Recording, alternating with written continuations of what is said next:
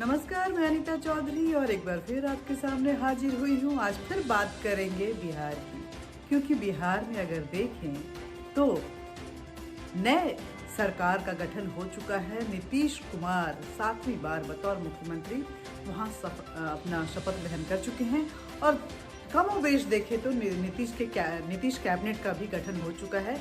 तारकिशोर जी हैं, वो उनके उप मुख्यमंत्री बने हैं, जिन्होंने बताया कि नीतीश जी ने खुद मुझे कहा कि तारकिशोर जी आप आइए और हमारे इस कैबिनेट में शामिल हुई। यहाँ बिहार की अगर बात करें तो एक मुख्यमंत्री और 2 उप मुख्यमंत्री का फॉर्मूला जो है यहाँ पे अप्लाई किया गया है और रेणु देवी भी बतौर उप मुख्यमंत्री के तौर पे सामने आई हैं।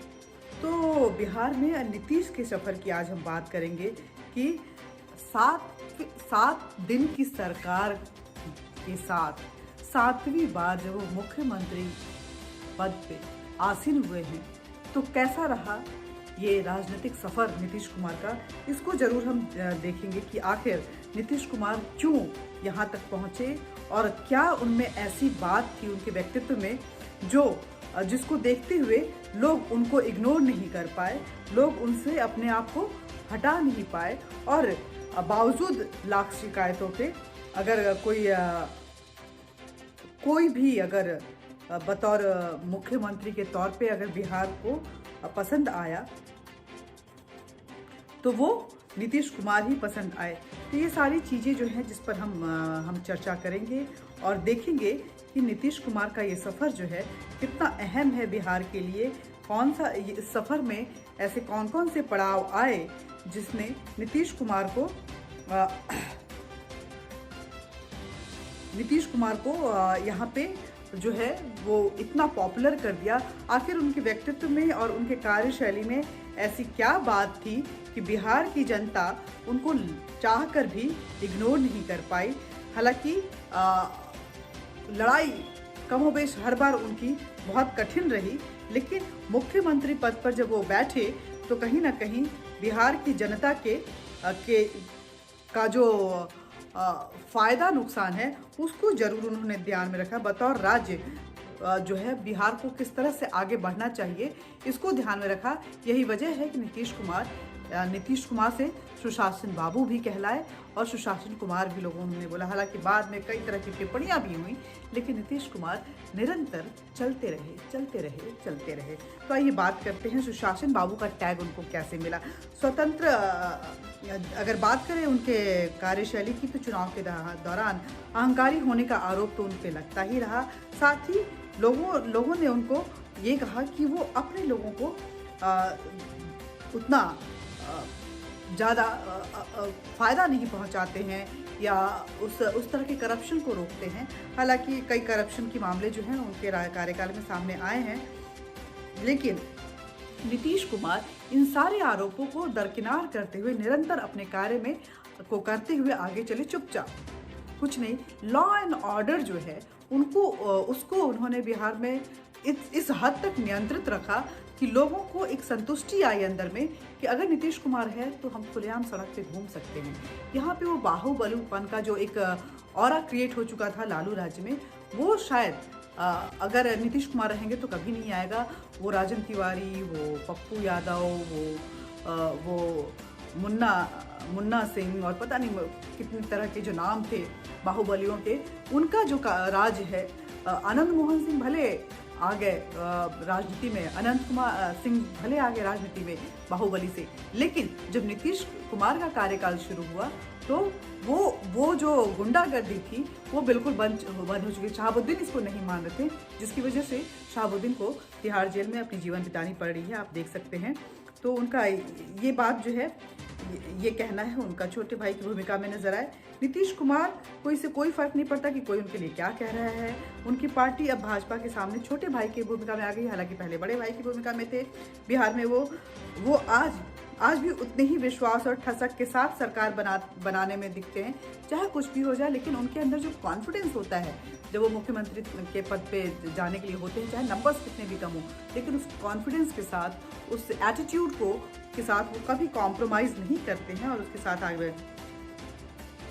वैसे भी जब वो बने तो प्रधानमंत्री ने बनने मुख्यमंत्री पद ग्रहण करने के बाद तो प्रधानमंत्री ने बधाई दी ही, लेकिन उसके पहले भी जो थैंक्स वोटर्स को थैंक्स करने, अपने कार्यकर्ताओं को धन्यवाद देने के लिए प्रधानमंत्री ने जब स्पीच दिया था तो उसने नीतीश कुमार का नाम कई बार लिया और कहा कि नीतीश कुमार के इस कार्यकाल में नीतीश कुमार ने जो जनता के लिए काम किया उसके लिए मैं उनको धन्यवाद देना चाहता हूँ। ये उनके नाम को लेने से प्रधानमंत्री अपने आप को इग्नोर नहीं कर रहा। हालांकि आप देखेंगे तो एक ऐसा भी वाकया हुआ था कि प्रधानमंत्री के ऊपर में नरेंद्र मोदी प्रधानमंत्री की बात करें तो उनके ऊपर में कम्युनिज्म का टैग लगा था और नीतीश कुमार इलेक्शन में उतरने वाले थे।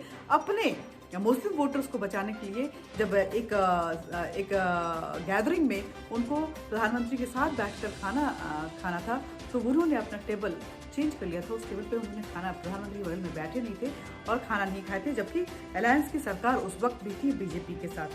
तो ये उनकी खासियत है। लेकिन प्रधानमंत्री ने इन सारी बातों को दरकिनार करते हुए जब सरकार बनी तो नीतीश कुमार का नाम लिया और उनको धन्यवाद भी किया। ये बहुत बड़ी बात होती है। वैसे प्रधानमंत्री मोदी समेत भाजपा के शीर्ष नेताओं द्वारा बार बार ये निश्चित किया गया, ये घोषणा की गई कि नीतीश कुमार ही अगले 5 वर्ष के लिए बिहार के एनडीए के मुख्यमंत्री रहेंगे। सीटों का इस पद से कोई लेना देना नहीं है। जीवन के उतार चढ़ाव को अगर देखें तो नीतीश कुमार अपने राजनीतिक जीवन में कई बार उतार चढ़ाव देखे। इतिहास गवाह है कि 1995 में 324 सीट वाले बिहार के विधानसभा में जेडीयू को केवल 7 सीटें मिली थी और उसके बाद नीतीश कुमार ने किस तरह से बिहार की राजनीति में अपने आप को अपरिहार्य बनाकर दिखाया, ये सबके सामने आज आप देख सकते हैं कि सबके सामने वो पूरा जो मंजर है वो रखा हुआ है। 1 मार्च को 1951 को बिहार के बख्तियारपुर के एक साधारण से परिवार में नीतीश कुमार का जन्म हुआ था। अपनी सूझबूझ और जन स्वीकारोक्ति के बल पर एक अपने को असाधारण राजनेता सिद्ध कर दिया था नीतीश कुमार ने।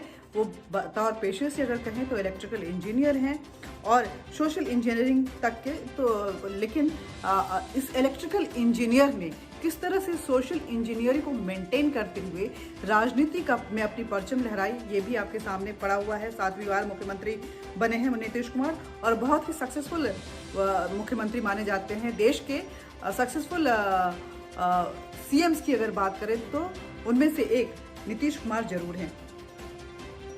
1974 को लेकर 1977 तक चली जेपी आंदोलन में उन्होंने अपनी अहम भूमिका निभाई थी, अपना अहम योगदान दिया था और बापू के बहुत करीबी माने जाते थे।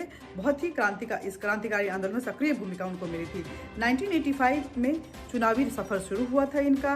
नीतीश कुमार की सफल चुनावी राजनीति 1985 में जब शुरू हुई तो पहली बार विधानसभा के लिए चुने गए। वो पहले लोकदल और फिर जनता दल में भी उन्होंने महत्वपूर्ण पद को निभाया था। लेकिन जनता दल में आपसी मनमुटावों के लिए नीतीश कुमार ने जॉर्ज फर्नांडिस के साथ मिलकर समता पार्टी का गठन कर लिया था, जिसके और अपनी एक अलग राजनीतिक पहचान बनाने में सफल रहे थे। वो जॉर्ज फर्नांडिस कांग्रेस के खिलाफ राजनीतिक गठबंधन में भाजपा के साथ आए और इस तरह से नीतीश कुमार भी एक बार उसी वक्त से भाजपा के सहयोगी दल के रूप में आगे बढ़ने लगे थे। भाजपा के सहयोगी नेता के रूप में नीतीश कुमार की पहचान होने लगी थी। राजनीति में नीतीश कुमार का कद बढ़ गया था। वो जल्दी ही 9वीं लोकसभा के सदस्य भी चुने गए और 1990 में पहली बार केंद्रीय मंत्रिमंडल में बतौर कृषि मंत्री उन्हें राज्य मंत्री के रूप में कृषि राज्य मंत्री के रूप में उनको ये पद दिया गया था। वो लगातार कई वर्षों तक बिहार के बाढ़ संसदीय क्षेत्र का प्रतिनिधित्व करते रहे। वाजपेयी सरकार में जॉर्ज फर्नांडिस के साथ साथ नीतीश कुमार भी कैबिनेट मंत्री बने।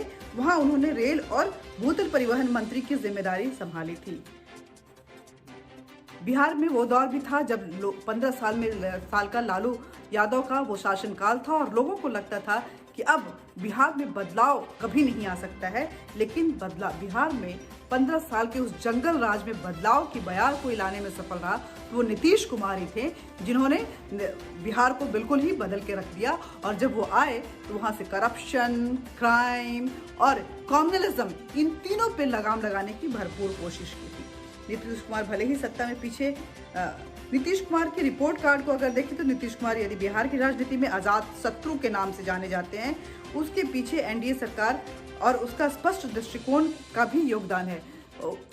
जो ठान लेते हैं नीतीश कुमार उसको करने में वो कोई भी किसी भी हद तक जाते हैं और कोई भी एक चूक नहीं रहने देते। वो लगातार आगे आगे बढ़ते रहने में बिलीव रखते हैं। 2004 से 5 में जहां गरीबी दर 54.4% थी बिहार में, अब वो घटकर 33.74% रह गई है। बिहार के प्रति व्यक्ति आय और व्यक्ति व्यय दोनों बढ़ी है। ईज ऑफ डूइंग बिजनेस में भी बिहार 2015 में बिहार का स्कोर जो है 16.4 से बढ़कर 81.91 हो गया है।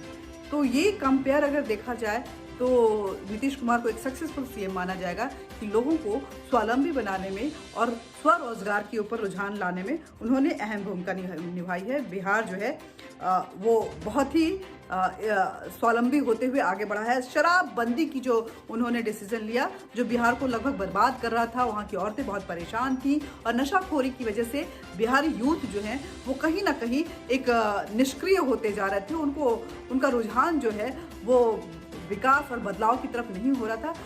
नीतीश कुमार ने उस पर लगाम लगाते हुए शराबबंदी का फैसला लिया था और वो उनके फायदे में गया, क्योंकि जो उस प्रदेश की महिलाएं हैं वो लगातार इस कुछ कड़े डिसीजन की वजह से उन पर विश्वास रखती हैं, उनको सुकून मिलता है और उनको लगता है कि बतौर मुख्यमंत्री अगर नीतीश कुमार रहते हैं तो कहीं ना कहीं उनके घर में सुख शांति और समृद्धि की जो एक बयार है वो हमेशा बहती रहेगी। और यही वजह है कि 7वीं बार नीतीश कुमार मुख्यमंत्री के तौर पे शपथ ग्रहण किए हैं। मंत्रिमंडल का गठन लगभग हो चुका है, लेकिन इस बार बीजेपी बड़े भाई की भूमिका में 74 सीटों के साथ है एनडीए में, और अगर जेडीयू की बात करें, नीतीश कुमार की पार्टी की बात करें तो वो 40 सीट में है। लेकिन बीजेपी ने नीतीश कुमार को इन कम नंबर्स की वजह से कमतर नहीं आता और ये सुनिश्चित कर दिया है कि अगले 5 साल के लिए बिहार में अगर कोई मुख्यमंत्री रहेगा तो नीतीश कुमार रहेंगे।